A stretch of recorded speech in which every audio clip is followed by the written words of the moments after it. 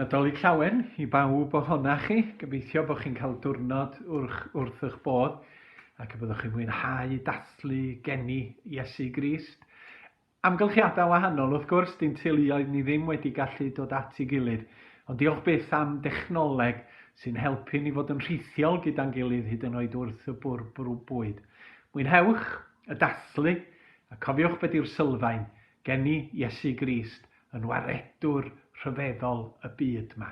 A do'n ni'n gallu gadael i'r diwrnod fynd heibio heb rannu negas bach fer hefo chi yn y fan yma. Y bugeiliaid, yr angelion yn mynd at y bugeiliaid, a neges yr angel i'r bugeiliaid oedd, yr wyf yn cyhoeddi chi newyddion da am lawenydd mawr yr hwn a fydd i'r holl bobloedd, ganwyd i chwi heddiw'n rhef Dafydd, Grist y Meseia. A dyna di sylfaen yn llawenydd ni, yn goleuni ni'n nghanol y tywyllwch, yn dathlu ni bod amgylchiadau yn groes, bod Duw yn caru ni ac wedi yn caru ni drwy anwyl fab yr arglwydd Iesu Grist.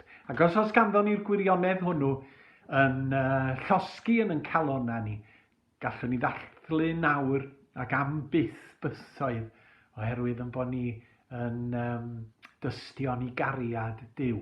Darn da ni'n gysylltu'n aml hefo'r Nadolig ydy darn rhyfeddol o Filipiaid 2.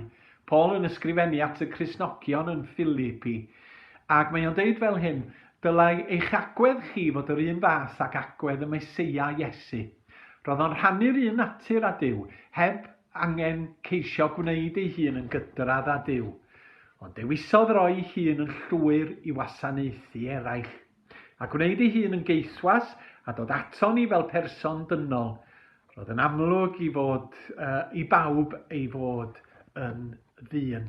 Ac yn y fan yma, gan Paul, da ni'n cael mynegiant o'r hyn a ddigwyddodd gyda geni gwirthiol yr arglwydd Iesu. Mewn ffordd unigryw, mae Duw wedi dod i'r byd ymherson Iesu Grist ei hun pan gafodd o i eni. Duw wedi dod i'n plith ni, Duw wedi dod oherwydd i gariad tuag ata ni, i rannu, hilioni, i faddeuant, i drigaredd a'i ras. Oherwydd fod Duw yn gweld yn anhawster a'n llanast ni yn y byd hwn. A mae geni Iesu Grist yn tanlinellu y ffaith fod Duw yn caru i greadigaeth, yn caru i greaduriaid, yn caru dynoliaeth, yn caru bobl, yn dy garu di ac yn fy ngharu i. A da ni'n gwybod hynny oherwydd fod Iesu Grist wedi dod i'r byd. A yn Iesu mae dwy natur wedi dod at ei gilydd. I natur ddynol o fel ni ac hefyd natur Duw. Oedd Iesu Grist yn fab Duw. A pan da ni yn deall hyn ac yn credu hyn ac yn rhoi ffydd ymherson Iesu Grist, mae'n taflu goleuni llachar a diddarfod ar y fywyd ac hefyd ar pwy oedd Iesu Grist ar hyn a wnaeth o. Oherwydd pan ydych chi'n sylweddoli fod Iesu Grist yn ddynol ac yn ddwyfol, mae'r hyn sydd yn digwydd drwy y Beibl yn ei gyfanrwydd yn gredadwy. Mae'n eiriau am y Meseia gan y proffwyd Eseia, a mae'n ei alw fo yn gynghorwr rhyfeddol, tad tragwyddol, tywysog, heddychlon. A oni bai bod Iesu yn ddwyfol, allwch chi ddim deud cymhwyso'r geiriau hynny iddo fo. Ac yna yn y Testament Newydd, pan oedd Iesu'n gwneud pethau, wel, i eni gwirthiol o ar hyn a ddigwyddodd, sut da ni'n gallu credu hynny? Oherwydd bod Iesu Grist yn fab Duw. Mae'n cerdded y ddaear heb bechu yn byw bywyd perffaith ar yn rhan ni. Sut da ni'n gallu credu hynny?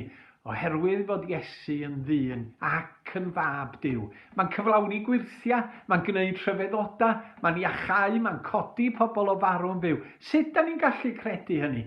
Oherwydd fod Iesu yn fab Duw ac yn y blaen ac yn y blaen. Mae'n mynd i'r groes a mae'n cymryd pechoda dynoliaeth, dy bechod di a fi ar ei sgwydda ac yn cael ei gosbi yn lle. Ond ar y trydydd dydd mae'n atgyfodi ac yn concro. Doedd gan marwolaeth ddim gafael anddo fo. Pam bod ni'n gallu credu hyn? Oherwydd i fod o yn fab Duw. Mae'n gaddo i fod o'n dod yn ôl. Sut da ni gallu rhoi ffydd yn hyn? Oherwydd pwy ydy Iesu Grist.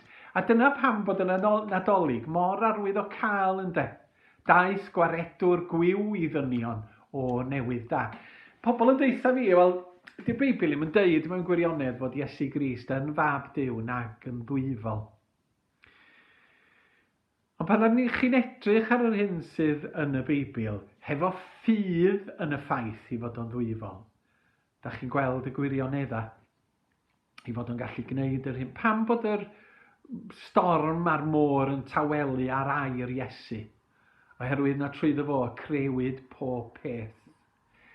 Ond eto, mae yna ddirgelwch yn stori'r geni. Mae yna ddirgelwch yn cael ei gyflwyno i ni. Tyda ni ddim yn gallu deall y cwbl. Petasa ni, mi fysa ni fel Duw ei hun yn ddiw. Paul yn deud yn cynta Corinthiaid yn y benod fawr ar gariad, yn awr gweld mewn drych yr ydym, a hynny yn aneglur. Ond yn hyfryd ac yn fendigedig, yn yr ymgnawdoliad, da ni'n gweld natur Duw ei hun. Fod Iesu Grist wedi dod i'r byd, nid i dra'r blwyddiaethu, nid i lywodraethu yn ffyrnig ar bobl, ond i wasanaethu pobl. Mab Duw yn golchi traed i ddisgyblion ei hun.